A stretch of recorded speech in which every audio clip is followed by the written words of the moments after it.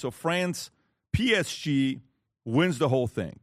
And everybody in, France is like, this is going to get bad. We got to be careful with this whole thing that's going on. Well, guess what? It was even worse than what they expected. 780 arrests in France after PSG Champions League win, which was massive. And people were worried for their lives. They were concerned about what was going to happen. And some of the messaging, if you watch this, Rob, just play a few of the clips. Go ahead, Rob. By the way, what's that clip with the fire you just had right there, Rob?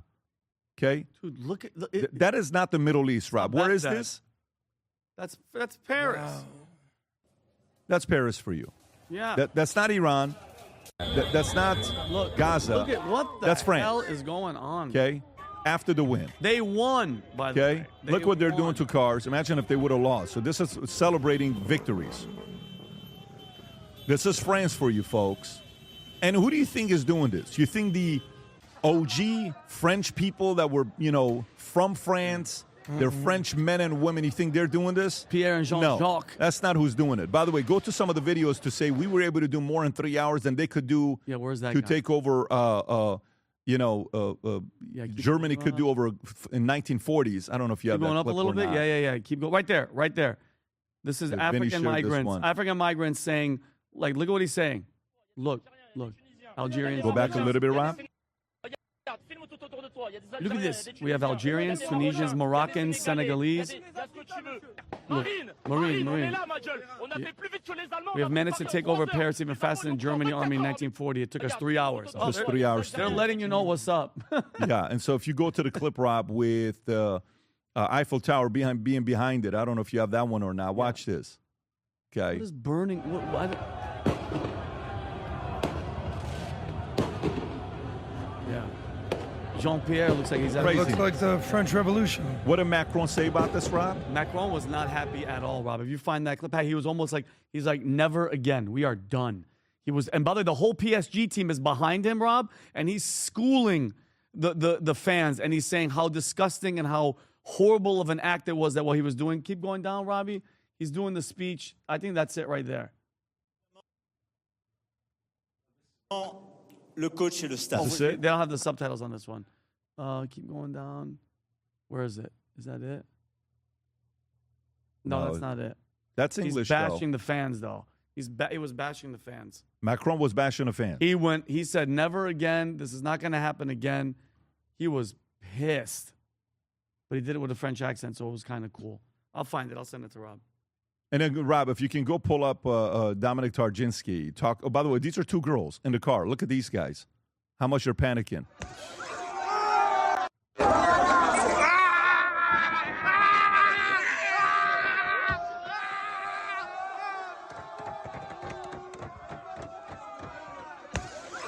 Can you imagine? Like, what are you doing?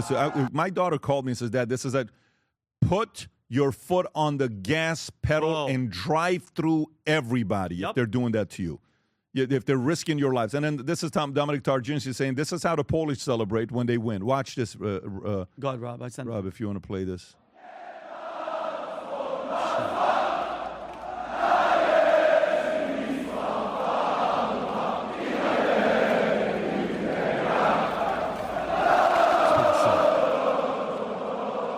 That's pretty sick to see that. Okay, Vinny, what do you think? And I'll just tell you, Pat, Macron said, it's not football, it's not sport, this is not what we like. We don't want to see this anymore. We are fed up. We are done. Because, Bob, I don't think this one has the subtitles. But what do you expect, Pat? When you let a bunch of people from countries that don't give a damn about the country that they're in, this is what's going to happen. And by the way, I hope America has their stuff together security-wise for the World Cup, because by the way, PSG is a club team. Imagine what happens when it's national teams, national pride, political tensions, alcohol, and millions of people's in our streets. I hope that they're prepping for this. I really, really hope so. And by the way, New York as well with the Knicks. New York, this is just a precursor of what's going to happen, okay? And by the way, I'm not being far-fetched. We let how many million people in here for the past 4 years? 20 million, 5 million freaking gotaways that nobody knows, not ID, not vetted, not nothing. They're going to be here. I'm just saying it's a warning for what could happen here. But what you guys won I don't understand. And mind you, didn't they, Pat, they had it somewhere else. In Brussels, I think Umberto said he didn't want to have it in France because of this. Because of this is why he had it somewhere else. They had the finals there, and look what they still do. But, you import the third world, this is what you get. Plain and simple. Tom. Well, words talk, numbers scream, but words are talking, and there's some numbers behind it from the United States State Department. Rob, I just sent you a link. If you could bring that up, I just texted it to you right there. Interesting. You would think that UK and France, allies of us for a long time, would be the safest, and the State Department would be giving you information. But no, France, the UK, and Germany and Spain are all level 2. Exercise increased caution. Pat, do you know what Poland is? Level 1. Exercise normal precautions when travel. Take a look at Eastern and Western Europe. Italy, now, this ignores Ukraine. The blue areas where the State Department says Americans can travel there and we're not seeing issues. But take a look at Western Europe where you've imported all these people and you brought all this stuff in. They're saying there's extra caution required. And by the way, take a look at level 2 with a asterisk. That's Turkey. So you've got all of this stuff going on. And yet Poland, Dominic Tarzinski, Greece, and the Eastern Europe have been tougher. Then you look at Western Europe and Paris, what you just saw there. When would we have thought in our lifetimes that we would see the UK and France, and who we fought with in World War II, be represented by our own government as saying, guys, that's a higher security risk going there than going to Poland and maybe seeing and paying your respects at, Holocaust sites, going there and laying flowers and remembering the things that happened there. You're safer going to Poland. And what you saw there, maybe having a beer, toasting them and jumping up and down in the city square. Oh my gosh, they're so happy for their team. Than you are in Western Europe. Adam. This looks to me like the French equivalent of the BLM riots in 2020. And you know who's to blame? Macron. Macron has the audacity to be like, I can't believe this is what's going on. Sir, how did these guys end up here? How did these people end up in your country? And I've been studying for some reason the French Revolution recently, because the great Victor David Hanson has been calling the modern left in America the Jacobin Party. Have you heard any of this? The Jacobins, when the French Revolution happened shortly after the American Revolution, the Jacobin Party started off as normal Democrats. Hey guys, we need to do good things. But then the extremists took over. Then the radicals took over. And what did they call it in France in the French Revolution? They called it the Reign of Terror. You ever hear the guillotine? Yes. Where they're chopping people's heads off. Maximilien Robespierre chopping people's heads off. And all of a sudden people are like, yeah, you were about life and liberty. Now you're chopping people's heads off that don't agree with you. Open borders, which basically led to an extremist revolution, the Jacobins taking over, which ended up leading to Napoleon, and then everything happened with Waterloo. But the point is this: when you let the extremists and the radicals take over your country, like Macron has done, this Islamic, Marxist group that they're putting together, this is what's going to happen. So on a day that you win a championship, by the way, you beat Arsenal. Arsenal hasn't won in decades now, it seems. It's sort of those things that that the road to hell is paved with good intentions. All these good people that want to do good things but don't want to do the tough job of actually cleaning up their city or their country, this is what you get. Riots. Hey, by the way, when you look at numbers, actual numbers of what happened outside of the 780 arrests that took place yesterday, 1 died, 1 is confirmed fatality, cities affected 15. Do you know how many cops were deployed nationwide for this whole spectacle?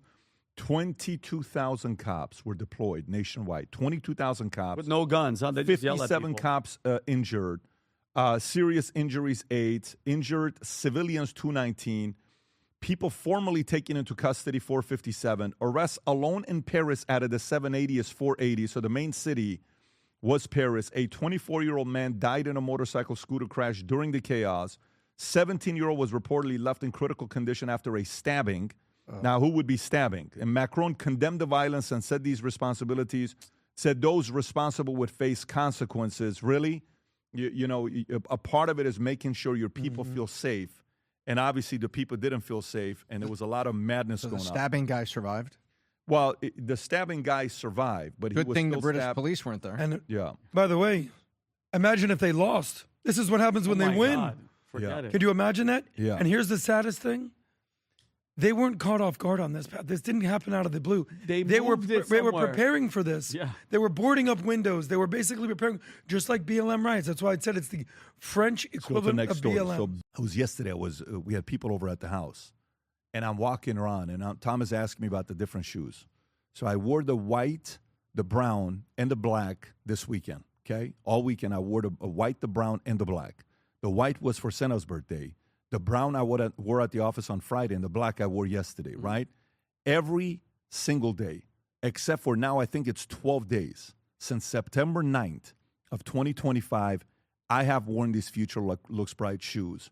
They're the most comfortable shoes I have with the on-cloud, the Superfoam technology on the bottom, and then made in Tuscany, made in Italy. Rob, if you want to play this clip, folks, with Father's Day being around the corner, if you haven't yet picked up yourself a Future Looks Bright shoe for yourself, maybe pick it up for your father or somebody that you love. Go ahead and play the clip, Rob.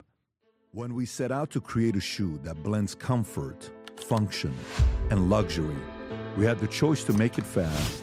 We had the choice to make it cheap. We chose neither. Instead, we chose Tuscany, Italy. We chose true Italian craftsmanship, each pair touched by 50 skilled hands. We chose patience, spending 2 years perfecting every detail, and we chose the finest quality at every step. Introducing the Future Looks Bright collection. Not rushed, not disposable, not ordinary. Rather, intentional, luxurious, timeless. There you go. Go to vtmerch.com, place your order. Again, go to vtmerch.com, place your order with the latest FLB shoes. Some sizes are not available. 14 is still not in, but go check to make sure the size is in because they sell out fairly quickly once they come in. If you enjoyed this video, you want to watch more videos like this, click here. And if you want to watch the entire podcast, click here.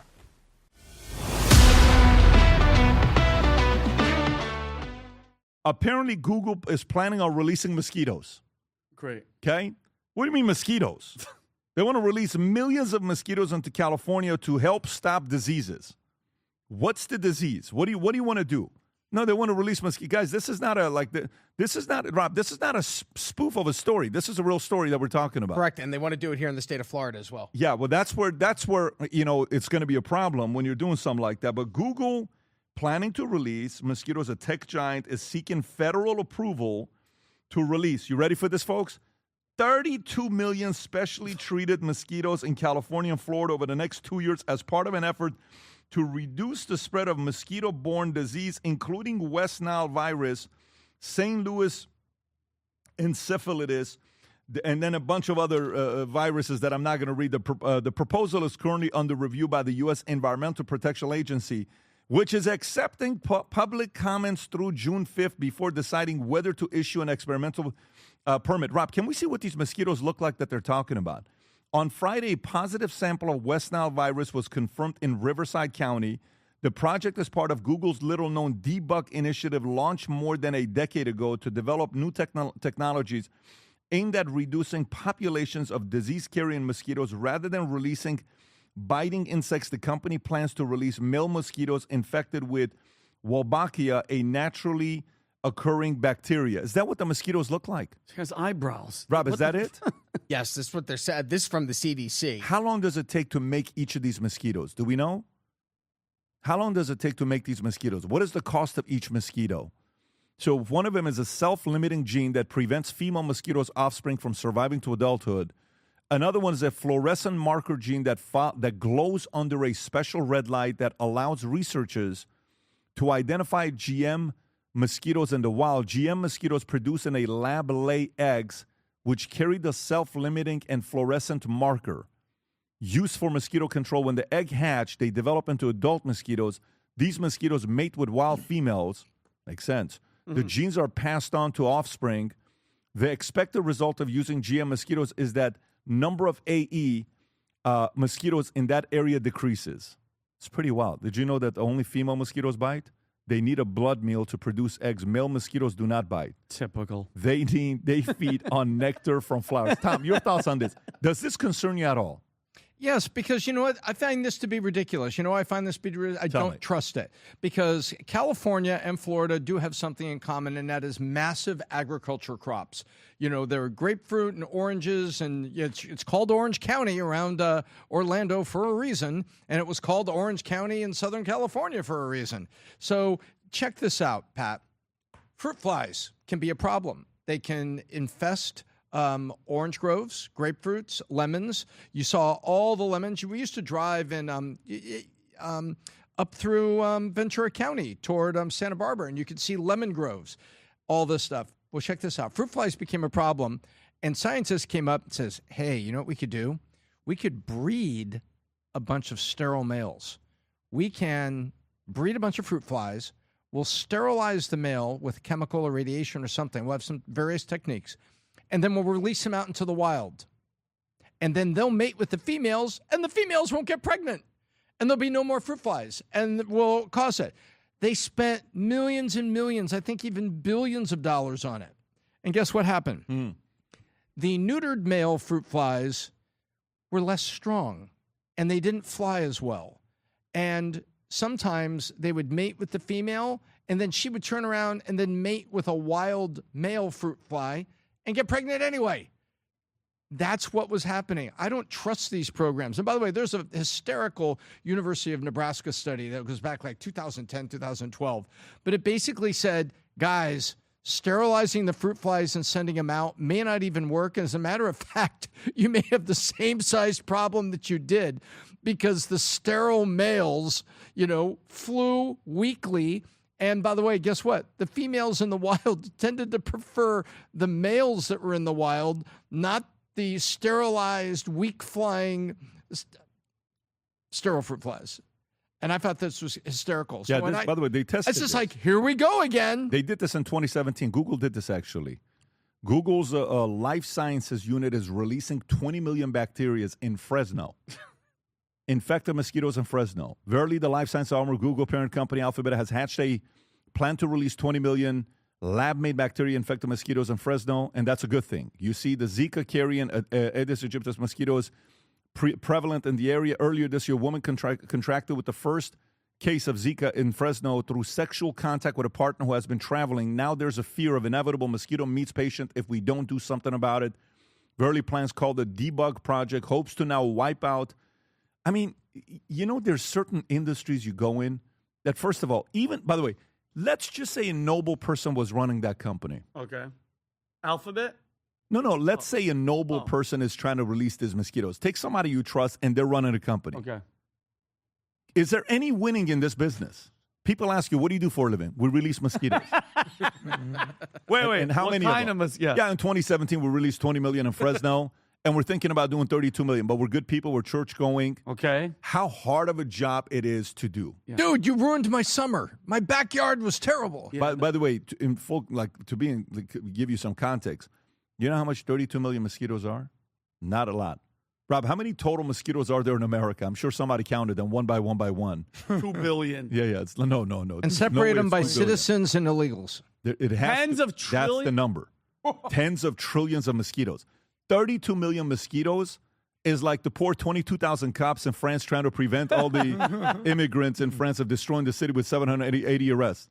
32 million mosquitoes is nothing. Tens of trillions. Tens of trillions of mosquitoes just in North America alone. By the way, added to tens of trillion, 9 of them are in Fort Lauderdale. I don't know if you know that or not. During summer, they show up when it rains. Only Adam, your thoughts on this? Exactly. Because they want to release this in California and Florida. Yeah. Like 62%. I just want to know Mexico, one was it question. San Do Diego? local communities get to vote on this, or do they Yes. just get to release mosquitoes when they feel like it? It kind of reminds me of one of those things that's like you only stop a bad guy with a gun with a good guy with a gun. It's like you only stop a encephalitis mosquito with a non-male binary mosquito that basically takes down the queen mosquito. Everyone should be skeptical, but at the same time, we should understand. I assume they know what they're doing. You're going to assume?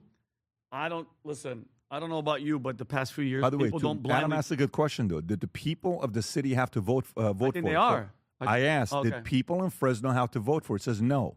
The residents of Fresno did not vote for the mosquito project. The program was handled through a combination of regulatory approvals, local mosquito control district, public comment period, and environmental and health reviews. It was not placed on a statewide ballot for Fresno voters. Verily worked with local mosquito control authorities and state federal regulators to conduct a release. Public meetings and comment opportunities were held, but there was no referendum requiring majority voter approval. That's interesting. Yeah, you would want the people that are living there at least to have a say, like So at you mean school to- board meetings, to be like, hey, I'm not cool with what you guys are doing.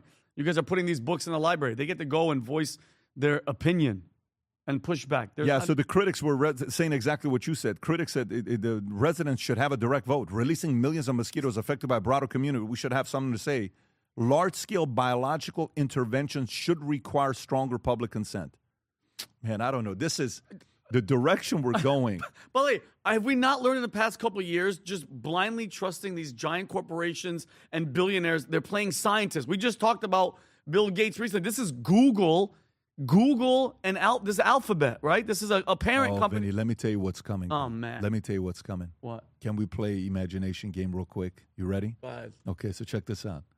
What is the likelihood that if it already exists, it could already exist, what is the likelihood in the next 5-10 years there's going to be mosquito drones this small that they'll fly into the negotiation room and just sit there? You know, let's say, I'd love to be a fly on the wall. yes. Well, that's exactly what they're going to do. Military mosquito-sized drones to go and track anything and everything that's being said and leak the information. I wouldn't put. If they're not already in the late stages or they don't have one, they'd be very, very dumb. Like I'm pretty sure that they're almost there. Do you remember in but you could never tell anybody about it. Is that it, Rob? Look at that guy. I mean, Look at that guy. What does this drone do? Tiny, quiet enough to be called mosquito drone?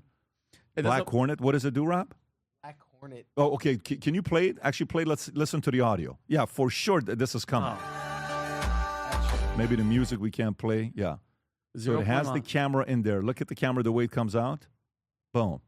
It's like the mosquitoes dangling, but it's the camera that comes out, and then it records. I wouldn't put it past. It's Flight computer, you can make it so flippin' small that is not even detectable. Data extractor, Vinny. It goes in the computer and extracts. Like, you ever seen the Transformers 1? Yeah. Well, the thing is in a purse and it's trying to Yes. find Wiki's glasses. Yeah.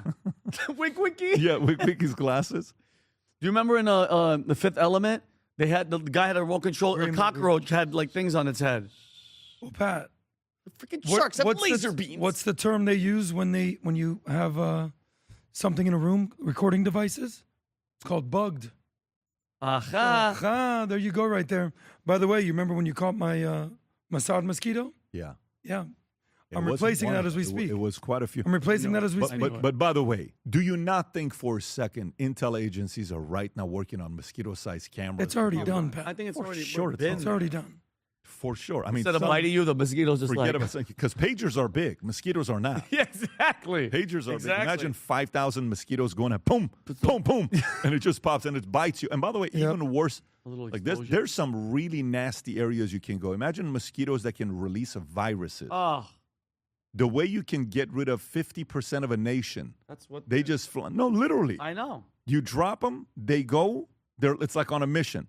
Release 100 mosquitoes into an area. Next thing you know, half the population is gone. Ugh.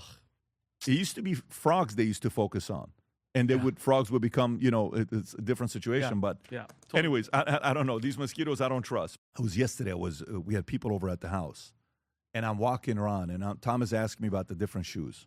So I wore the white, the brown, and the black this weekend. Okay, all weekend I wore the white, the brown, and the black. The white was for Senna's birthday. The brown I wore at the office on Friday, and the black I wore yesterday, right? Every single day, except for now, I think it's 12 days. Since September 9th of 2025, I have worn these Future Looks Bright shoes.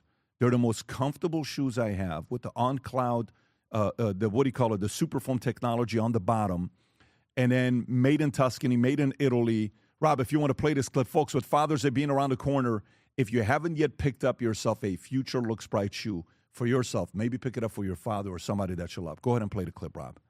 When we set out to create a shoe that blends comfort, function, and luxury, we had the choice to make it fast. We had the choice to make it cheap.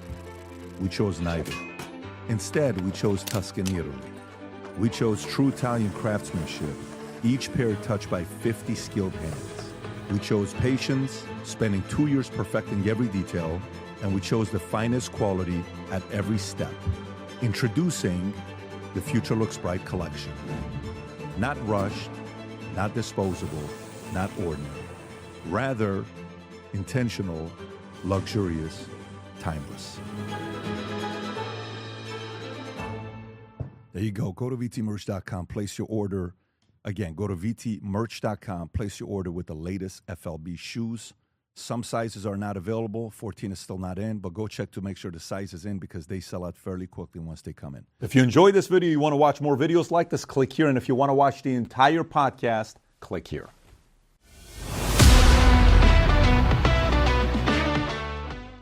Tomorrow, LA mayoral race.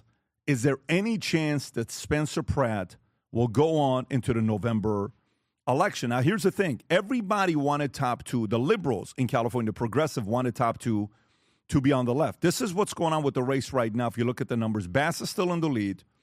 This is, I don't know which poll this is, Rob, because there's some later polls that's as of the 24th.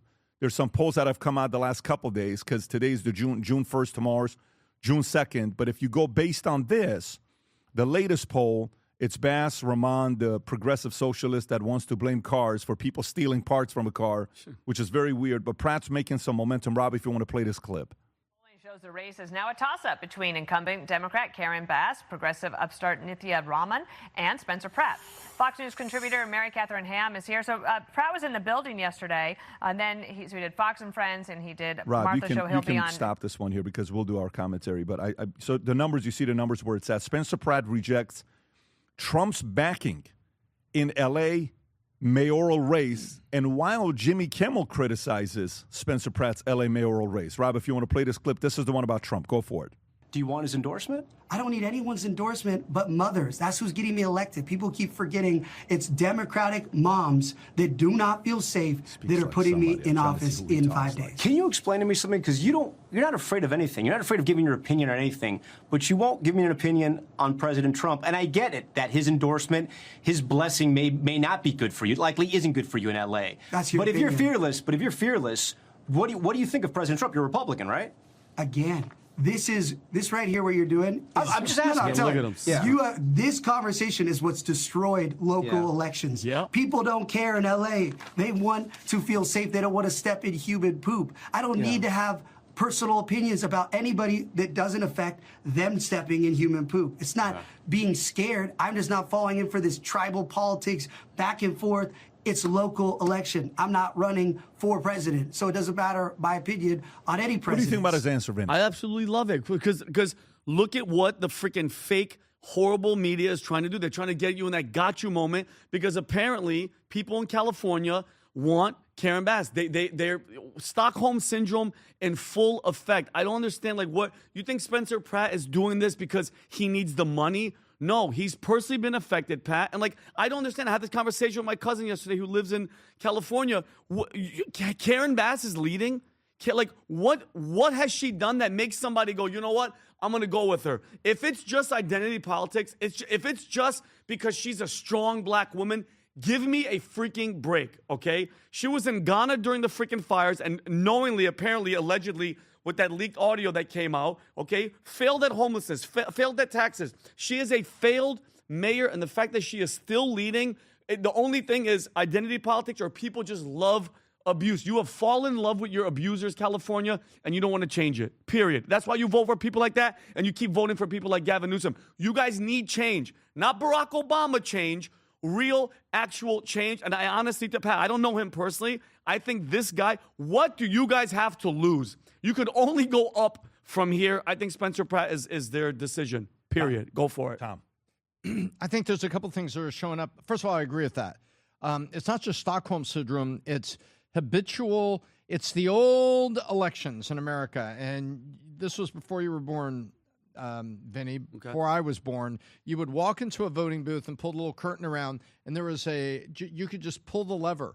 And that was set up that you could pull the party lever, just vote Democrat. And so that was put in there by the party machines Chicago loved it because didn't matter. The voter was just voting on the party. Hey, trust me, all of our guys are good. Yeah. And that's just terrible. And what you're saying is correct. What's going on in the numbers, Pat? It doesn't look like Rahman. Rahman has been fading. She's been fading on Kalshi. There's a Kalshi on this. It's got her at 13 points. And there's also the Public Sentiment Institute, which is just did their the Public Sentiment Institute. I give it to you, Rob, in the text, and they were out on X. They are the most recent poll. They were Friday afternoon. And they've got Bass at 40, Pratt at 21, Rahman at 12, and you see Kalshi at 62, 26, 13. But there's a lot, I think there's a lot of Democrat money on the Kalshi side, which I think Kalshi's ultimately, as we come to November, it's going to come to the point of accuracy because these prediction markets usually do. But right now, there's been a lot of push. But I think it's going to be Bass and Pratt.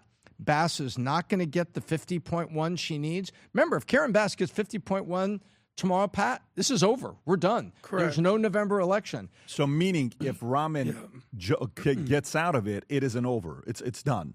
Yeah, well, Rahman can't get out now because tomorrow's the election, June 2nd. Yeah. So tomorrow, if Bass got 50 Even today, if she wanted to get out, she couldn't get out. Well, if she would have to go everywhere today screaming, "Don't vote for me, vote for Karen Bass," and somehow she would have to get that message Got it. all So the it's way too around. late for that Too part. late. Yeah. Okay. So So Bass. then that means the campaign manager for Pratt is Rahman.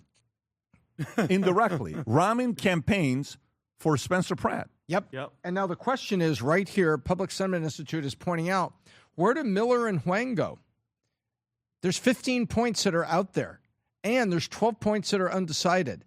This summer is going to come down to Bass and Pratt and Los Angelinos deciding who they want. Well, let me tell you what Spencer Pratt's endorsements are, and then, Adam, I'll come to you. Yep. You got Rogan, Carolla, Dennis Quaid, Paris Hilton allegedly backed him on April 24th, promoted Spencer for mayor, James Woods, Billy Bush, Meghan McCain.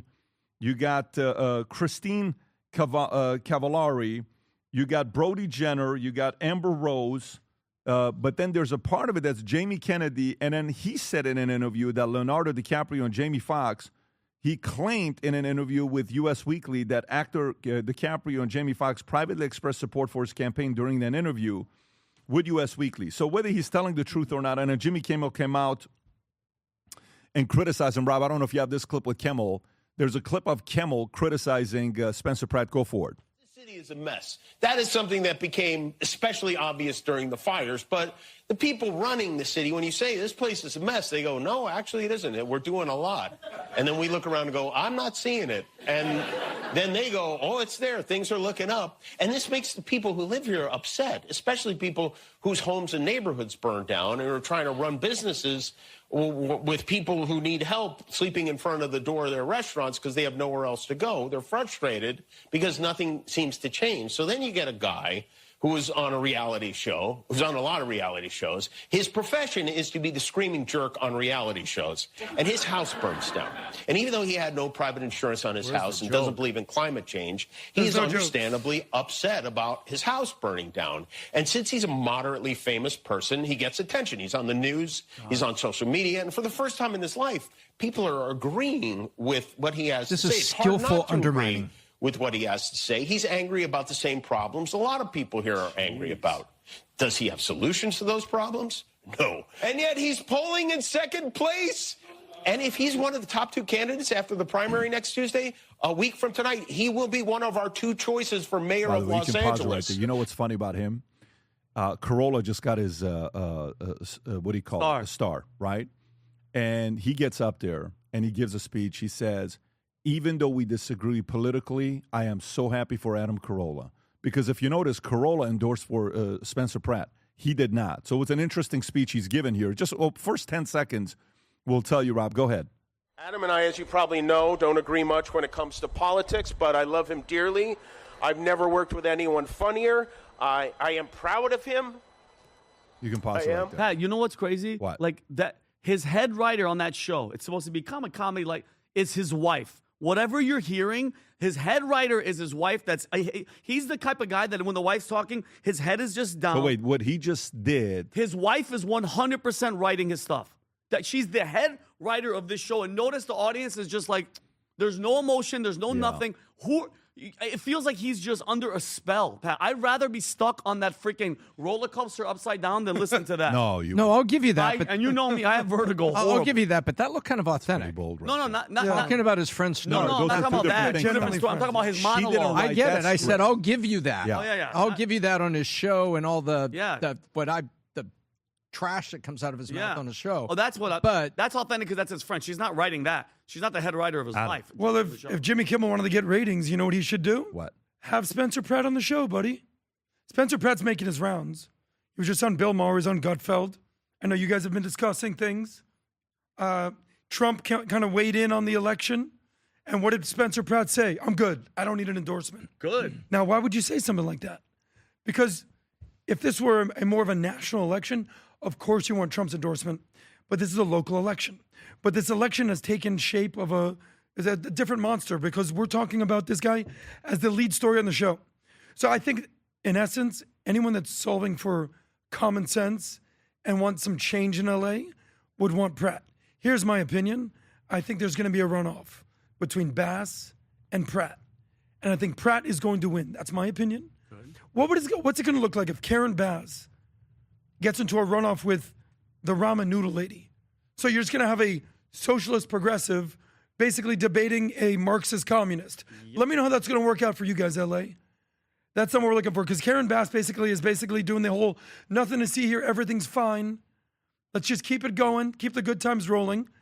Ramen is basically like, I'm a communist, let's burn it all down and start over. Whereas Pratt is basically anti-establishment, which would be common sense in LA at this point, and just says we just need some new, level-headed, common sense experience. And then here's the final point. Do you know who's voting for Pratt if he wins? If Pratt wins, do you know who's going to vote for him? All the Democrats. Women Democrats, mother Democrats. He says he doesn't even know a Republican in LA. He said that, his words.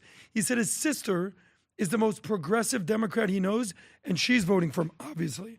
So all his friends, all Hollywood, all the Hollywood elite reality stars, Democrats are basically saying, let's vote for Pratt, and I hope they do. Here's the part, guys. If you're from LA and you want things to change, you want to contribute towards the change, get out there and vote. And not only that, get your friends to go out there and vote as well. Mm-hmm. Get your family, get everybody to go out there and vote. This is where you can actually make an impact locally.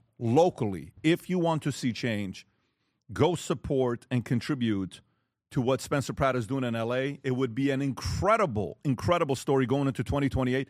You know what would happen after 2026 if Pratt wins LA mayoral race? You know what would happen? The cover of Time magazine will have Mayor of LA, Pratt, going against Mayor of New York City, Mamdani. Oh, yeah. It'll be an incredible spectacle of who can clean up the streets better, who can make which street better. Trust me, as a case study, we all want to see this thing here. Mm-hmm. Two hardcore liberal cities that one side goes the Mamdani side, the other side goes the Spencer Pratt side. It'd be a great case study for everybody to watch nationwide. It was yesterday. We had people over at the house, and I'm walking around, and Tom is asking me about the different shoes. So I wore the white, the brown, and the black this weekend, okay? All weekend I wore the white, the brown, and the black. The white was for Senna's birthday. The brown I wore at the office on Friday, and the black I wore yesterday, right? Every single day, except for now I think it's 12 days. Since September 9th of 2025, I have worn these Future Looks Bright shoes. They're the most comfortable shoes I have with the on-cloud, the Superfoam technology on the bottom, and then made in Tuscany, made in Italy. Rob, if you want to play this clip, folks, with Father's Day being around the corner, if you haven't yet picked up yourself a Future Looks Bright shoe for yourself, maybe pick it up for your father or somebody that you love. Go ahead and play the clip, Rob. When we set out to create a shoe that blends comfort, function, and luxury, we had the choice to make it fast. We had the choice to make it cheap. We chose neither. Instead, we chose Tuscany, Italy. We chose true Italian craftsmanship, each pair touched by 50 skilled hands. We chose patience, spending 2 years perfecting every detail, and we chose the finest quality at every step. Introducing the Future Looks Bright collection. Not rushed, not disposable, not ordinary. rather intentional, luxurious, timeless. There you go. Go to vtmerch.com, place your order. Again, go to vtmerch.com, place your order with the latest FLB shoes. Some sizes are not available. 14 is still not in, but go check to make sure the size is in because they sell out fairly quickly once they come in. If you enjoyed this video, you want to watch more videos like this, click here. And if you want to watch the entire podcast, click here.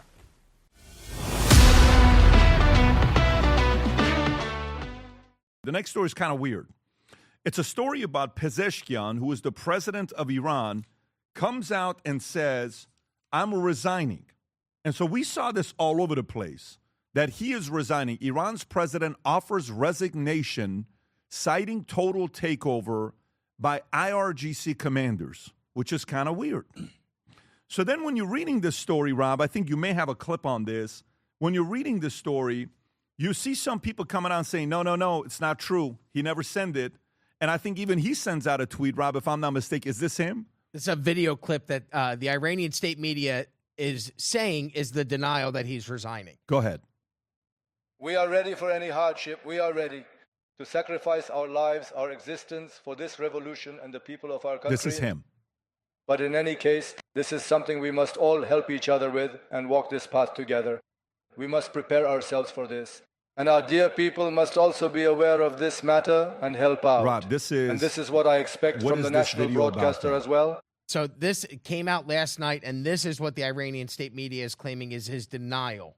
I listened to the clip. He doesn't say it anywhere in here. I didn't see the denial. But this is what they're stating. They're saying that this is his denial. No, I'm not going to put this as a denial. I'll read this to you.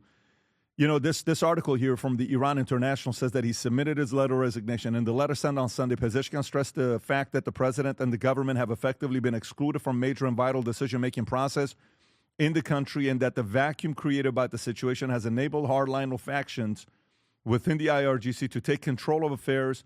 Pezeshkian added that under such circumstances, he is unable to run the government and carry out his legal responsibilities, and he requested to be out immediately. It is not yet clear whether Khamenei will accept the resignation, but the contents of the letter point to a deep and unprecedented rift at the highest levels of power. So if this is true, I have some thoughts on this myself, on how this can end up. Tom, if this is true, what does this really mean if it is true?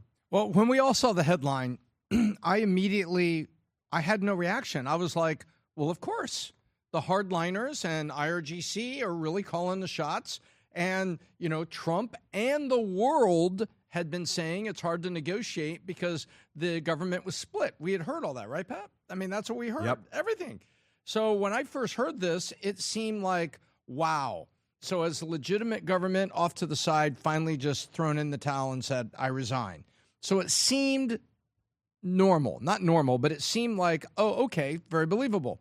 However, if this is true and this is what's going on and the IRGC and the hardliners are really in charge, then I think this is kind of worse than where it started. Because for the people that have been protesting, this is bad because it means if IRGC is in the point of ultimate power, Pat, I think this is really bad for them. The markets aren't liking what came in this morning. Oil popped. But I think this is a reaction to Lebanon, Israel. I don't think that's the reaction to Pezeshkian. I think that's which we'll get into that here momentarily as well.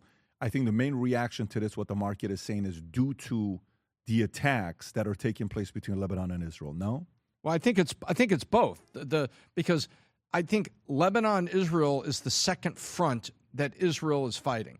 Right? Israel is with us, and we are fighting here, but it's a second front. I see it as the same conflict. Yeah. So then the question, Adam, your thoughts on this? Yeah. I'm going to reverse course here. I don't want to do a deal with Iran. They're never going to honor any deal. Did you hear what the gay Ayatollah, whatever you want to call this guy that I haven't seen, did you hear what he had to say over the weekend? No, what did he say? Doubling down on everything they've always done. Death to America, death to Israel. This is quote unquote. This will be the common slogan of the Islamic nation and the revolution. They're still doing the revolution. and the oppressed people of all over the world, especially youth. The future belongs to the Islamic nation, the IRGC, and the new Islamic civilization, and each of us can play a role in realizing this future together. Does this sound like somebody who wants to cut a deal? And if Pezeshkian, the president, we all know the president doesn't really have any power. The Ayatollah, the supreme leader, has power. As much as I think it's going to get ugly, we've already done what we needed to do with epic fury, economic fury. Trump has been very clear that he doesn't necessarily care about midterms, so to speak. I think they may even get into another hot war over this. And we've already done the hard part, whether it's economically, whether it's militarily. We need to finish the job with these people. I mean, but what's finishing the job? Let me put it to you this way. So here's what I want to think about. Let's go be in the room, the situation room of IRGC. Let's be in that room. Okay. If you're in the situation room of IRGC, what are you saying? Khamenei's in there, Pezeshkian is not in there. It's only people that are pro-IRGC people that are in that room. Okay? What are you telling each other? What are you telling each other? Number one, hold the it line. starts with Allah. Allah wants this. This is what Allah commands. We will do what Allah says. When Allah is the answer, I understand you that. can't But what I'm negotiate saying to about you is, that. what do you do? This is What do you do? if I'm them right now. Yeah. You know what I'm saying? First of all, we're winning technically because they can't. They're not going to come in and bomb us and kill all the civilians because they're going to look really, really bad. Yeah. We just have to hold the line. Which means what? Meaning, what they? It seems to me like they're holding the cards because how what can the United States do, Pat, to harm them right now? You're in the Bomb them? room. You're in the room. What do you think's being sent out? Well, based on what I see from the outside, I would assume, and just kind of doing game theory on here, they're sitting there with each other saying, we just need to wait it out and get a deal and get the deal that's a ceasefire and get the deal on Hormuz and then, get them to agree to negotiate the uranium and everything going forward. They're saying no. Every day that we make them wait, we're closer to just getting the war over, and we'll negotiate all of that later. That's what we want. Every day we wait. I fully agree with Tom on this. Tom is right. What does winning look like? They just have to survive. If they cut any deal, the deal is almost irrelevant. Because you think they're going to honor the deal? The whole Takia thing and just lying for the sake of winning? So there is no. So there's no Well, deal. any deal with strong points is. Okay, so the nuclear, the enriched uranium, the missiles, the proxies. To me, you would probably know this better than anybody. Chaos is their strategy. Delaying is their strategy. When you don't care about your own people, how do you end up cutting a deal that benefits your own people? What do you think? I'm curious, Pat. What do you think? I want to know what their attitude is, and number two, what do you think that they're saying in that room right now? Okay, so first you have to, like when you're running a company and you're going through a bad season financially, the first thing you have to sit there and talk about is finances. How much longer can we afford to go with XYZ? Okay, and finance person will say, we only have $6.8 million in the bank. Really? Yeah, how long can that last? 3 months. Okay, shit. So we got 3 months, yes. So the finance person is going to say, our revenue's depleted, our oil revenue's depleted, we are down to nothing. How long can we last? Everybody in that room knows a number on how long that can last. So number one is, what is the lifespan of their money? If America has intel or Mossad has intel to find out that number, we control the whole thing. So assume if we know exactly what that number is, we control the whole thing. Number two is, say they do, and the people that are going to take a hit is going to be who? They're people. They don't care about that. They're fine with that. They're people taking a hit. They don't have a problem with that.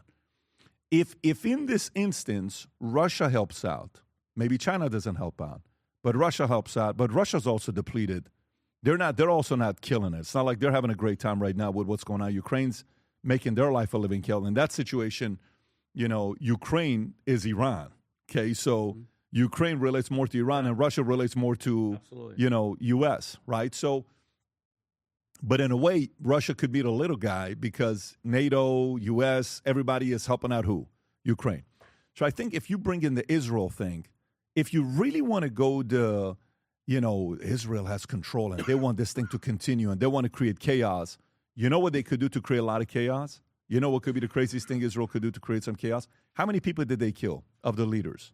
What were the number of people that killed on day 1 or day 2, whatever it was? Every day it was 50 somebody. leaders, Yeah, right? yeah. But every day was like somebody new. Yeah. If they take out Pezeshkian, you can give credibility to the people to say Israel wants this thing to not end. They want it to continue. Why? Yeah. Because the moderate is willing to negotiate. Yes. And IRGC is not willing to negotiate. So if all of a sudden in the next week you hear a story, Pezeshkian's been killed, there is credence to say, I get what they're doing. Yes. I don't know if you understand what I just said 100%. right there, Tom. Are you kind of No, tracking what I'm saying? tracking I get it. 100%. So I would not be surprised if the moderates get killed to force the president to have to say, are we really going to negotiate with terrorists, IRGC, or no? That is one place of totally being cornered, because while this is going on, Rob, you have the story with Israel, and you know what happened over the weekend with U.S. Says it struck Iranian drone and a radar site as Iran claims attack on airbase. I don't know if you have that one or not. It says you have a clip on that. So there's a few things that happened. There's a few things that happened over the weekend, with that being one of them, and the other one being the whole Lebanon. Where's the Lebanon story, Rob, that we have? Let me see this. I don't believe that's in the press. Oh, okay. This is the drone shooting down. Go ahead, Rob. New tensions in the Middle East. U.S. Central Command announcing it conducted self-defense strikes inside Iran over the weekend, targeting radar and drone sites. CENTCOM says the U.S. strikes were in response to what it called aggressive Iranian actions, which included the shooting down of a U.S. drone over international waters. Iran claims it responded by targeting the airbase where the U.S. attack originated. Missile activity was being monitored in Kuwait.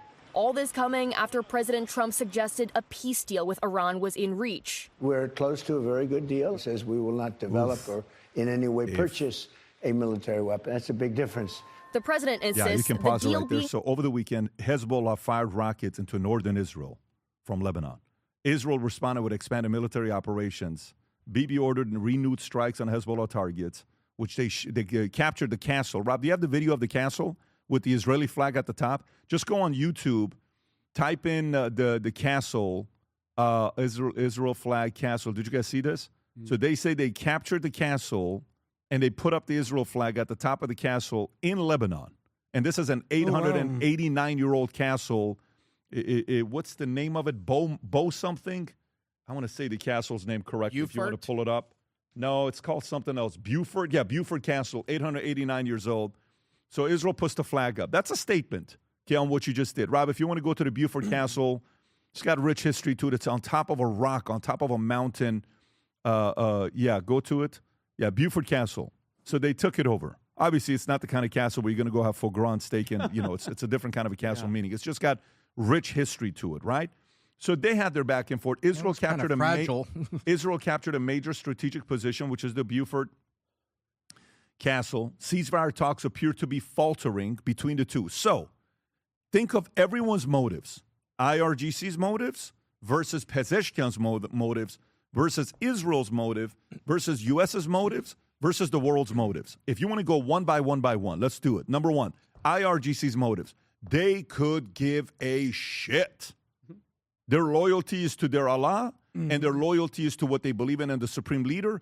They could care less about your pain. They could care less about the world economy. They could care less about Strait of Hormuz. They could care less about any of that stuff. Pezeshkian, what's his motive? He wants diplomacy. He wants to see a deal being done. He is a moderate. He would like something to happen, which, by the way, believe it or not, that guy's got a target on his back by two different people. You know who? His own side? IRGC and Israel. Yeah. Because if Israel notices Trump's going to extend this, they have to get rid of Pezeshkian.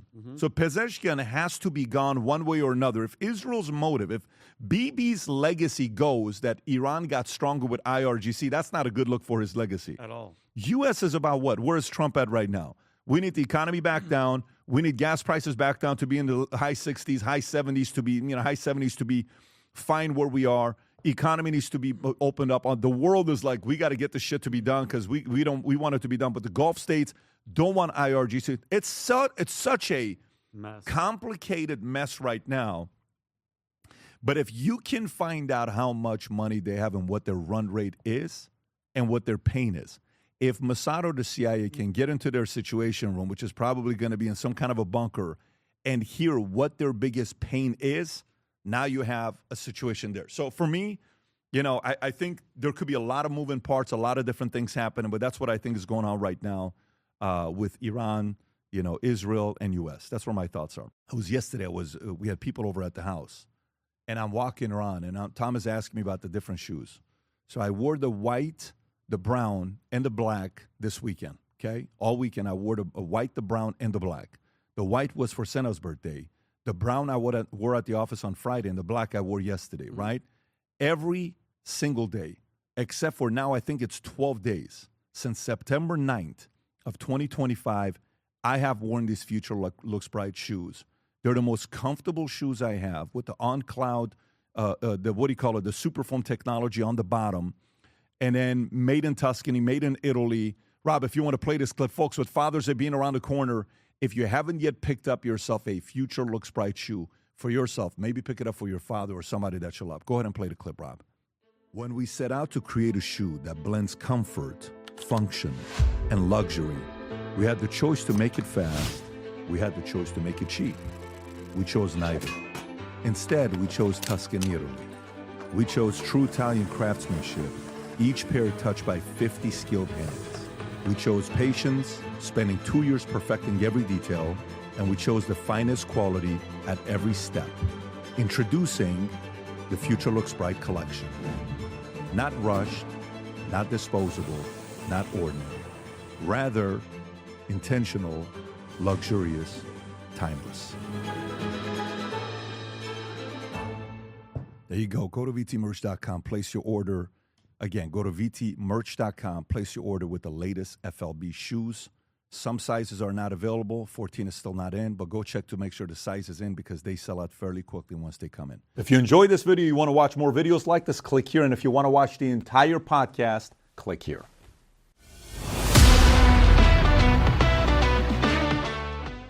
A meme becomes a movie? You mean to tell me a meme and a guy makes a video, gets 7.9 million views with doors, and what is it called? It's called Back what? Back Rooms. Back Rooms. And this thing becomes a movie. A 20-year-old directs the movie. Yep. Small little budget. And how much did it do opening weekend, Vinny? So, Pat, so Obsession. Okay, I'm sorry. Backrooms was made for $10 million. It made, I don't have the number. Oh, I'm sorry. 117 million opening weekend. $17 million opening weekend. That's crazy. Good for him. So this weekend, a moody horror movie based on an internet meme looks like it could bring in astonishing $60 million at the box office, which means it could be Disney's Mandalorian, Star Wars. Director Kane Parsons has made stuff on YouTube for years, but this was a film for theaters, which made sense. He is 20 years old. The follows of success of Obsession, which has grossed $74 million last 2 weeks. It was made by 26-year-old Curry Barker, another YouTube veteran making his theatrical debut. Those films come after Mark Fishbach, better known for his 38 million YouTube fans as Markiplier, brought out his Iron Lung movie, which he made for a reported $3 million. Okay, so I haven't seen it yet. I was supposed to go watch it with you, but I went and watched a different movie yesterday. What did you guys watch? Okay, so let me tell you what movie we watched. Because Brooklyn came out of the movie. She jumped in my arms, and then she was trying to tell me. You heard her character breakdown, and the movie breakdown was hilarious. I will gladly tell you. Originally, I wasn't going to say this, but we watched a movie called Sheep Detectives. Okay. I'm actually not kidding with you. We watched Sheep Detectives. Okay. And yes, I'm proud that I watched this movie. Let me tell you, it's a phenomenal, starring Elton John, phenomenal movie. Believe it or not, it's a phenomenal movie. But what was this? The back? What is it called? Backrooms. I'm not giving anything away. No spoiler alert. I'm not that guy. But it was basically thriller horror, right? Horror film. Were you ever scared like shiver? Oh, absolutely. Oh, by the way, I screamed. By the way, Tico's holding his ears. By the way, the music, the soundtrack, all amazing, all amazing. This guy who owns a furniture store finds this part of a wall that goes into another dimension. I'm not going to give it away, but guys, it was weird. It felt like a mix of like, what's the movie with Inception? With the mix of like, I don't even know, like Matrix. It was great, but Pat, this is it. This is the biggest opening ever for an original film, like you said, 20-year-old Kane Parsons. He started on YouTube. But here's what's happening. Disney spent $165 million and 7 years trying to revive Star Wars, okay? Obsession came out, Pat, which I already texted Tico this morning. It was made for $750,000, okay? Both directed, by the way, by 20-year-old YouTubers. Disney's sitting at number 3. Think about that, guys. Okay, not only did Star Wars lose the weekday numbers to Obsession last week, but in the weekend, too, it collapsed 69.4%, the worst second-week drop in Star Wars history, worse than Solo, which everybody considered it a disaster. Then it gets even more embarrassing. Obsession, in its third week, went up 19% past Star Wars again. Then Backroom showed up and steamrolls everybody, okay? And my thing is, this is what happens when Hollywood, we've seen it for the past, 8 years, Pat? Maybe a little bit more. They forgot about storytelling, and they making content that feels corporate, sanitized, woke, DEI nonsense, preachy, and just manufactured committees. But these in other words, Hollywood. Yeah, exactly. But these younger creators, they grew up understanding like the internet culture, what people like, this suspense, the pacing. Guys, I told Tico, the way that it's shot, you feel like you're there. And when you're getting those jump scares, you actually feel like it's scary. Not like the nonsense that these freaking big studios are making. And then like this, actually you're entertaining people and not lecturing them every freaking 5 minutes. But this is the guy. This video right here, you won't believe how many views it got. So he produced this. This was a meme. He produced this 4 years ago, 5 years ago, this video. Yeah. Guess how many views this video has with 9 minutes and 13 seconds? How much? How many views do you think this thing's got? Can you fast forward a little bit? Okay, so it starts like that, and then it's just a bunch this is it. By the way, this is the. You know how many views this thing's got from 4 years ago, Rob? Can you pull it out so they can see that sounded back? Can you just pull the 81 million. 81 million views is what it's got. Good for him. 4 years ago. Good for him. And it's the same guy that ends up doing the movie. Yeah, and then Pat, check that out though. See that 3.19 million. Those people, he grew the fans by himself. They know exactly who he is. They know he knows how to shoot. They're the ones going and supporting, and they're going to watch it. By the way, I had no idea who he was till Tico showed me this guy. This guy before the movie. Tico was showing me this. The game is changing, man, with kids. The game is changing with movies. 20-year-old directors making a movie that does $118 million worldwide opening weekend. Truly scaring, and hold on, and truly scaring people. Like, because that's the thing. That's the thing. You're going to go watch it because you want to get scared. Pat, Obsession and The Mandalorian and Guru, they're both tracking to make $300 million. Let's just be, okay. Even though the indie horror costs $750, the reboot for Star Wars costs $165 million with another $200 million on marketing. Guess what Kane's marketing is? My YouTube channel. Check out my YouTube channel and doing what we're doing. So kudos to him, Pat, and all these young indie people that are beyond making a dent. They're knocking down the damn building. You know what's really crazy about this? That you bring this up. You know what was the most successful independent? One of the two most successful independent movies. I guess. Horror. Blair Witch Project. And then Paranormal. 1999, Yep. and it cost $60,000 to make, which is $150,000 today, and it did a 248 box office. What about then Paranormal? there was The Room, also 2003, and then you have El Mariachi, 1992, and then Iron Lung, that was built this year, and Obsession this year. So you have two of the top 7 independent movies of all time, small budget, self-funded, happened just this year. And what Pat just said, the game is changing. Do you remember Big Fat Greek Wedding? Of course. Yeah, of That was a small studio fund. They said, look, we'll do a $5 million budget. This is 2002, 2003. That's your ceiling. You got to make it work for that. And so that would be $9.7 million today. And they went out and did $368 million, which is $650 today. So you know what's really funny? It's what you're talking about. It's storytelling and the projects that get through the filter. There was, do you remember Project Greenlight? Of course, Ben Affleck and Matt Damon. Right. It's them telling the story of how hard it is to take good storytelling, and you got to get people to believe in it. Yeah. Ben freaking Affleck took, I believe it was 11 years to get studio distribution. He had the money, but he needed to get studio distribution support for Argo. Argo, yeah. Which was a freaking hit. Argo was a phenomenal movie. But he had the money, but it took 11 years to get a studio behind it to give him a release date so he could get it. God bless you. That Snake could have done. Damn it. To you independent creators out there, follow it, man. The audience is I out love this there. for kids. I love this for kids because you're talking to Tico. You're like, how about we do a horror movie? I talked to him I yesterday. love this for Yep. kids.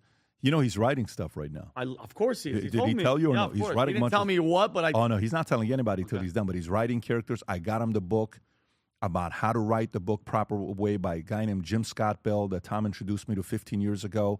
And Jim Scott Bell, Rob, if you pull him up, James Scott Bell, he wrote the best book on how to get the right plot for a book. The first one, right, the plot and structure right there, yeah. I saw him reading this. Yeah, that's the book. So this book gives you, how to properly write a fiction book. So he's kind of going through it right now. He's deep into it, by the way.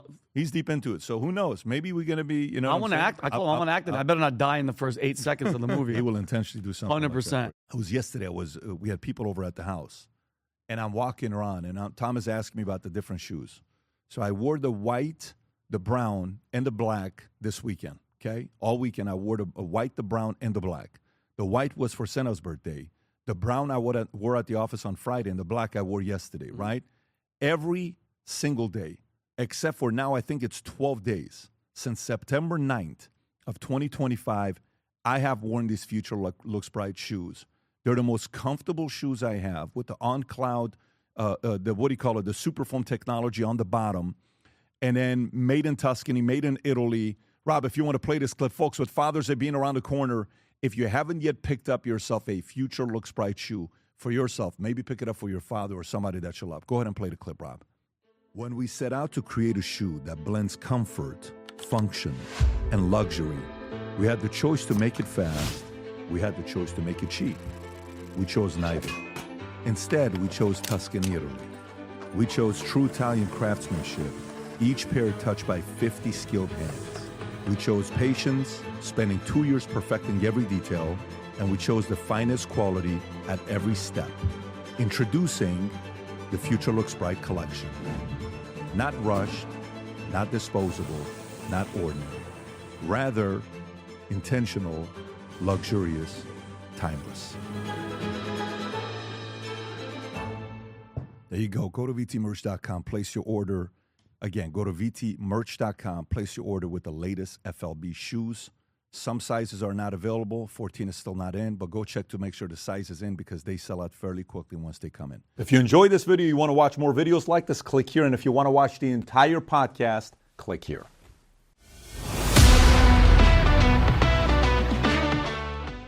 Bill Gates plotted to look like Mr. Rogers using customized mannequin to test boring potential outfits. And this is a New York Post story?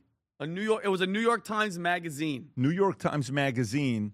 Is it a New York Times magazine that New York Post reported on? Yeah. Let me get to this here. So, billionaire Bill Gates devoted a great deal of time and money to try to make himself look kind of approachable as TV Mr. Rogers, with his team even using a custom-sized mannequin to test out boring potential outfits. Gates' team told away on crafting the nerdy image he's known for today to make the 7-year-old tech mogul appear as a benevolent man focused on helping the world. Current and former employees told the Wall Street Journal. To that end, his stylist tested outfits for different days of the week on the custom mannequin, with the team having access to troves of neutral tone crew and V-neck sweaters, button-down shirts, slacks, and extra pairs of the silver lining opticians carbon glasses at an off-site building. The Journal said the outfit was specifically picked for Gates to wear during public events with his employees, reportedly sending the billionaire staff 3 options to choose from: carefully selected wardrobe, common approachable like Fred Rogers. So, Vinny, what is the big deal of the story? Tell me the big deal of the story. Because I'm thinking about, imagine you have a team, okay, approving outfits. And even they did a Netflix documentary. They asked producers to edit out moments because he didn't look good in them, Pat. And then you have internal emails that are selling how successful the campaign is. Because remember, I used to make fun, besides his voice, because I'm a comedian, I make fun of his voice. That whole light sweater vest with, the collar underneath. It's like diffusing. You seem like you're a really nice guy, and they have a mannequin that's dressing up. And then now you're thinking about it, all the stuff that we find out about Epstein, all the stuff about the stuff with his wife, all the stuff that his wife was like, oh my God, his relationship with Epstein is why I one of the main reasons why I left him. Like, it's insane to me. You're lecturing the world about vaccines, about COVID, about climate change, about food systems and AI and how humanity should live, and then also complaining that there's too many of us. Meaning there's too many human beings. A lot of us should die. And then you're promoting the stuff that actually kills people. It's insane. But then they dress you up like Mr. Rogers to emotionally calm, like make you look like you're calm. At least when it comes to like Dr. Evil, at least Dr. Evil, we knew what we were dealing with, okay? And that's why look at that, Pat. That's how he should be dressing. That's exactly how, in my opinion, Bill Gates needs to dress, so we know where you're coming from. The fact that they had to dress him up to diffuse what he was actually doing is not only, it's funny, but it's scary at the same time, Pat. That's your image. Your image is what? Make me look cool.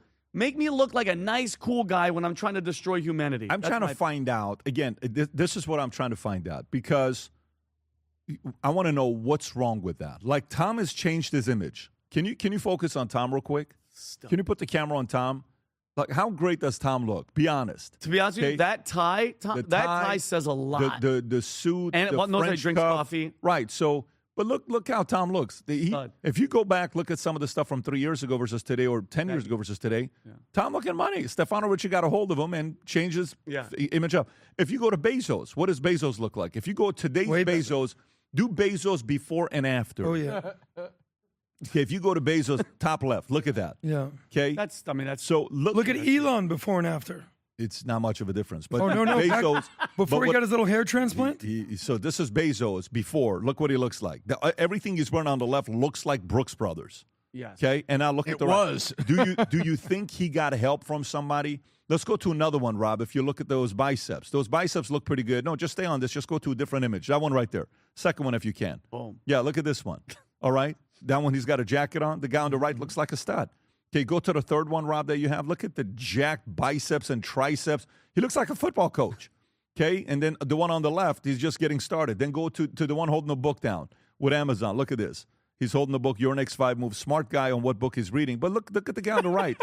Okay, you got the veins popping out. The guy looks like a professional sports owner's, team owner. So a part of me for this is nerds as they grow up, like a Gates or a Bezos, they want to find a way to be cool. I agree. Cool people, when they grow up in high school, they want to find a way to get rich, because typically the kids in school that were popular, they end up becoming broke. 100%. Okay, most of them. Yeah. Not all of them, some of them, right? And so this is the thing to go through. I think the one on the left is probably fake, because those cheeks are a little bit too cheeky. Yeah. But the one on the right is probably not fake. That's probably exactly what it looks like today.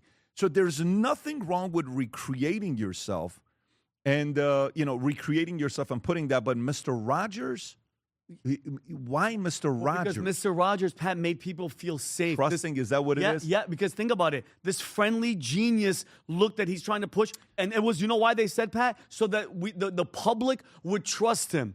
Tom is a businessman. He's a president. He's doing good time because he wants to look professional. You're trying to look good so people trust you, but you're my opinion, because you're that guy.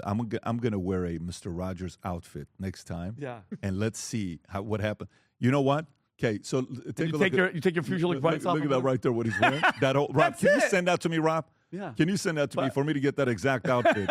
But you know what it is? Maybe it's because I never watched Mr. Rogers, because I came here at 1990. You missed that whole. But I watched Mr. Abbas in Iran. Did you really? I had a Mr. Abbas, and Mr. Abbas was hairy, facial hair, sweaty, no deodorant. You can smell him through the TV with 2 channels that we had in Iran. Where is he? No, he's not going to be around right now. Adam, your thoughts on this? Yeah, look, I think there's a lesson here for most men, actually, because I see guys move here from Silicon Valley to LA, from California, LA, San Francisco to Miami, and they're basically evading taxes. We all know what's going on there, and they're complete, total nerds. But you know what these nerds got? Money.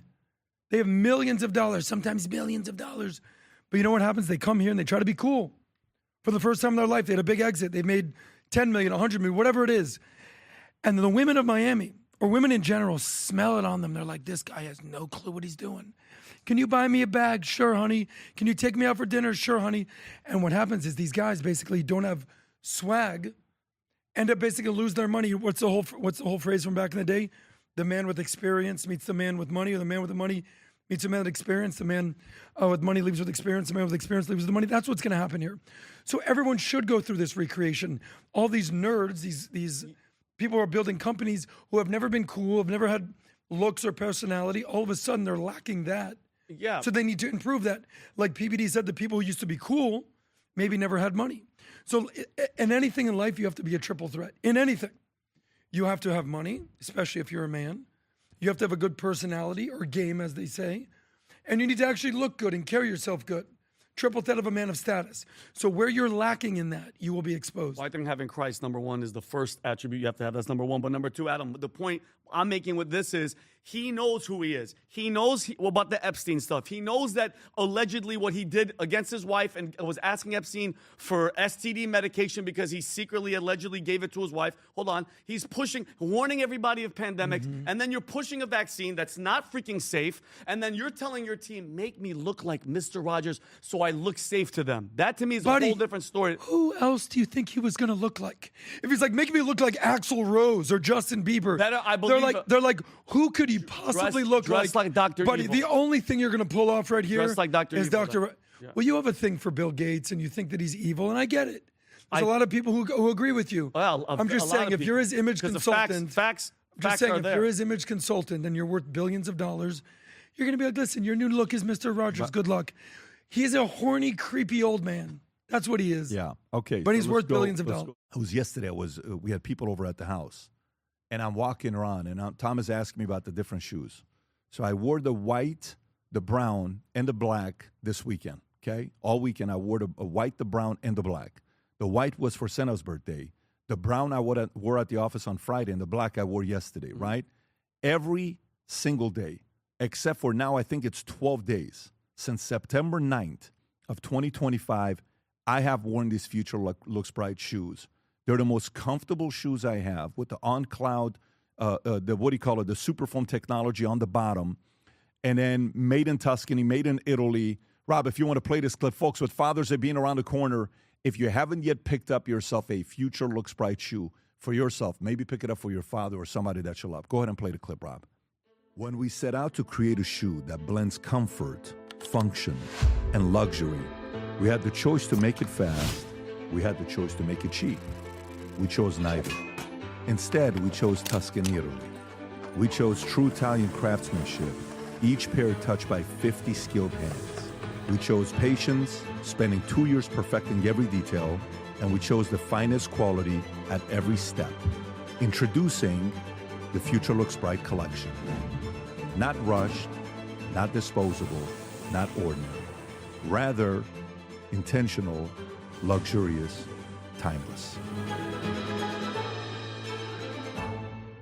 There you go. Go to VTmerch.com, place your order. Again, go to VTmerch.com, place your order with the latest FLB shoes. Some sizes are not available. 14 is still not in, but go check to make sure the size is in because they sell out fairly quickly once they come in. If you enjoyed this video, you want to watch more videos like this, click here. And if you want to watch the entire podcast, click here.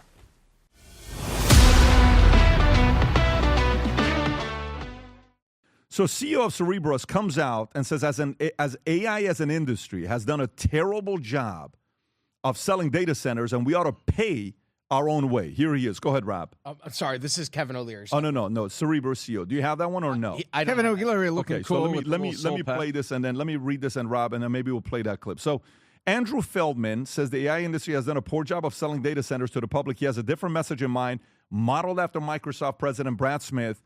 These can be clean. They can make jobs. They can be good for communities. He said at a 20VC podcast, we can do it thoughtfully. Feldman, fresh off the chipmakers blockbuster IPO, said AI companies need to be better neighbors when approaching communities where they plan to build massive facilities to house the thousands of advanced chips needed to power AI models. There's no reason why we can't add these to communities and have the community benefit from it. And we have to do some thinking. We all have heavy equipment out there. Build a football field for the local school, build a church or a synagogue to the community. We can be good neighbors at very, very low cost. Data centers need to be better stewards of local resources. Feldman said in some cases they try to pawn off costs on local community or use outdated financial arrangements that left the community holding the bag, which Tom is raising his hand because he wants to jump into the story.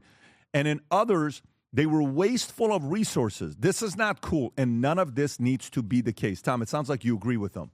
I absolutely agree with him, and I thank you for standing up. So you have this incredible IPO that goes out there. Cerberus goes out there, big IPO, everything going on, and then you have all the things going on. These folks have built data centers. They have one in Santa Clara, Stockton, Dallas, and Oklahoma City. Pat, Oklahoma City, in terms of speed, is one of the fastest data centers in the world. Not the fastest, but it's one of the fastest in the world.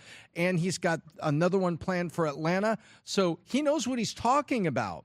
And he's also, I think, speaking to the rest of the industry. Now, was he speaking like this a year ago? I can't find quotes of things on this, but he's saying the right thing today, and I hope that this is what he has believed. I could go back and read the S1 from the IPO and go see if this is what they were talking about. But when he talks about outdated financial agreements, that's like the bad sports stadiums. We were talking last week about sports stadiums, Pat, right? Where the cities get all excited and they put a bond out there, which the people got to pay the interest on, the taxpayers, and then they give them tax-free status, and then they promise to build, roads and get more access around it like Miami, and yet they got no new roads and no access in Miami, as you know, Adam, to the Marlins Stadium. And so people are trying to get down to Little Havana. It's always just a grind to get down there. Well, this guy's saying the right things, and I agree with him. And by the way, when he says let's pay our own way on energy, let me code that for you. We want to put small nuke, modern technology, modern generation nuke reactors right next to our data centers and power them. And if I was the president, I've been saying this over and over again, I would say, give me the pen. I have the pen, give me the permits, and let's get these things signed so that we can, Department of Energy, EPA, everybody work together on this. Let's get this signed. Let's put them in there with one caveat. If tornadoes take out a lot of things locally and we need power backup, you turn down the power in your data center, flip the switch, and take your reactor and pump the power out to the public electric network. That's all I want you to do. I just want your permit comes with, in the event of civil emergency, usually weather in the Midwest, in this case, I want you to, it could be earthquakes. Santa Clara is in California, so Stockton. You do it. But I like this. I think this is where capitalism meets corporate stewardship, means responsibly community, member of community. And he's a pretty direct interviewer. He doesn't hold back. He's tough. He's strong. He's built a company, Vinny, that's $60 to $100 billion, 1,000 employees. Their revenue last year was around $550 million in 2025. They're saying they could be a potential competitor of NVIDIA. They're probably in the same category as not OpenAI. OpenAI's got a revenue of $20 billion, $22 billion, give or take. They're making real revenue. These guys are at $500 million, but they're coming up. They're coming up, and he's a $3.5 billion guy. So he's a legit guy. Saying something like they this. do have a product. It's called the WSE3, the Wafer Scale Engine 3 chip, and so they're out there competing with them. So let's see what happens here. Can I jump in on this? It kind of reminds me of your book, where you talk about you need to have logic and emotion. I think you talked about it in Choose Your Enemies Wisely, did you not? And here's what it is. In any business, you have two main core components. You have the product and you have the marketing. One can argue that the product here is necessary for America to succeed and our prosperity. AI, data, innovation, of course. But you need to sell that to the public. The public has kids and families, and they want a nice community, and you need to do a better job of selling that, selling the dream, as you call it. You talk about, what is Mario Cuomo's famous quote? You have to campaign in poetry, but then govern in prose. Sell this to the people with empathy. That's what he's saying. That's his point. What's your point? That's what I'm saying. They need to do a better job of that. Yeah.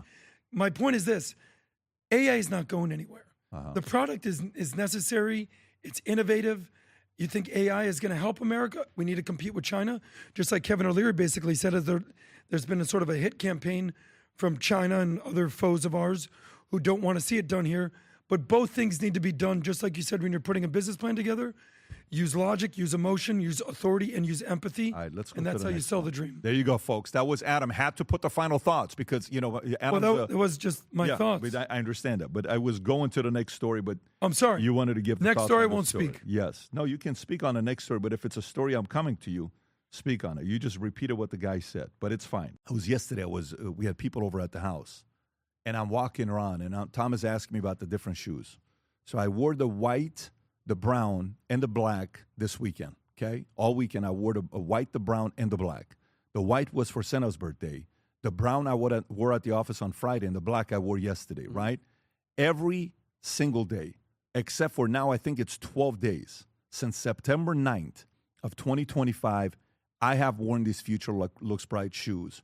They're the most comfortable shoes I have with the on-cloud, the Superfoam technology on the bottom, and then made in Tuscany, made in Italy. Rob, if you want to play this clip, folks, with Father's Day being around the corner, if you haven't yet picked up yourself a Future Looks Bright shoe for yourself, maybe pick it up for your father or somebody that you love. Go ahead and play the clip, Rob. When we set out to create a shoe that blends comfort, function, and luxury, we had the choice to make it fast. We had the choice to make it cheap. We chose neither. Instead, we chose Tuscany, Italy. We chose true Italian craftsmanship, each pair touched by 50 skilled hands. We chose patience, spending 2 years perfecting every detail, and we chose the finest quality at every step. Introducing the Future Looks Bright collection. Not rushed, not disposable, not ordinary. Rather, intentional, luxurious, timeless. There you go. Go to VTmerch.com, place your order. Again, go to VTmerch.com, place your order with the latest FLB shoes. Some sizes are not available. 14 is still not in, but go check to make sure the size is in because they sell out fairly quickly once they come in. If you enjoyed this video, you want to watch more videos like this, click here. And if you want to watch the entire podcast, click here.